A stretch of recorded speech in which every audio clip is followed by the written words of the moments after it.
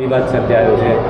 કોંગ્રેસની સ્પષ્ટ બહુમતી હતી છતાં ચૂંટણી નહીં થઈ. શું કહેશો? તો આજે સમગ્ર ગુજરાતમાં તાલુકા પંચાયતના પ્રમુખ ઉપપ્રમુખની ચૂંટણી હતી. એના ભાગરૂપે આજે દિયોદરની અંદર પણ હતી. સમય પણ સવારના 11:30 આપવામાં આવ્યો હતો. કોંગ્રેસના સભ્યો સવારના 10:30 આવી સભાખંડમાં બેઠા હતા. ત્યારબાદ જે અધિકારીને ચૂંટણી અધિકારીને જે સમય હતો આવવાનો 11:30ની જ્યારે ચૂંટણી હોય અને પોતે જ 15 મિનિટ લેટ આવ્યા જાણે જોઈને આવી અને ભાજપના લોકો દ્વારા એક નાટક કરવામાં આવ્યું, અંદર ઝઘડવાનું, બોલાચાલીનું અને ગમે તેમ કહીને મિટિંગ પોસ્ટપોન કરવા માટે.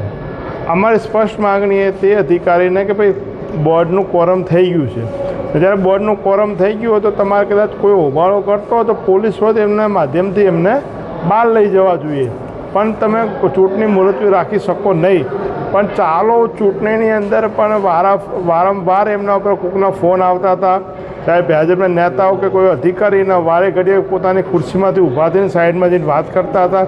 અને જે ફોન આવે એના આધારે પછી એમને ડાયરેક્ટ જાહેર કર્યું કે હું ચૂંટણી મુલતવી રાખું છું, 27 તારીખે ચૂંટણી કરશું.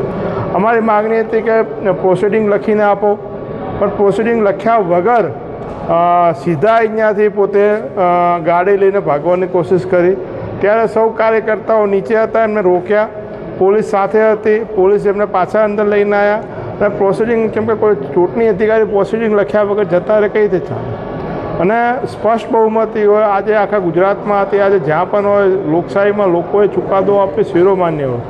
આજે અહીંયા 12 સભ્યો કોંગ્રેસના હતા, ભાજપના 10 સભ્ય હતા અને 12 સભ્ય કોંગ્રેસના એક મત થઈને જ્યારે અહીંયા હોય ત્યારે લોકોનો ચુકાદો માથે ચડાવવાનો હોય કે નહીં કે પછી તોડફોડ કરવા, ધાક ધમકી, ડર. આજે બનાસકાંઠાની અંદર પણ તમે દેખો, વડગામની અંદર હોય તો લોકશાહીની હત્યા કરવામાં આવી. દાંતા હોય તો દાંતામાં પણ લોકશાહીની હત્યા કરવામાં. ત્યાં કોંગ્રેસની બહુમતી હતી ત્યાં પણ સભ્યોને ઉઠાવી જવા, ખોટી રીતે હેરાન કરવા, લોભ લાલચ આપીને તોડવાનું કામ થયું.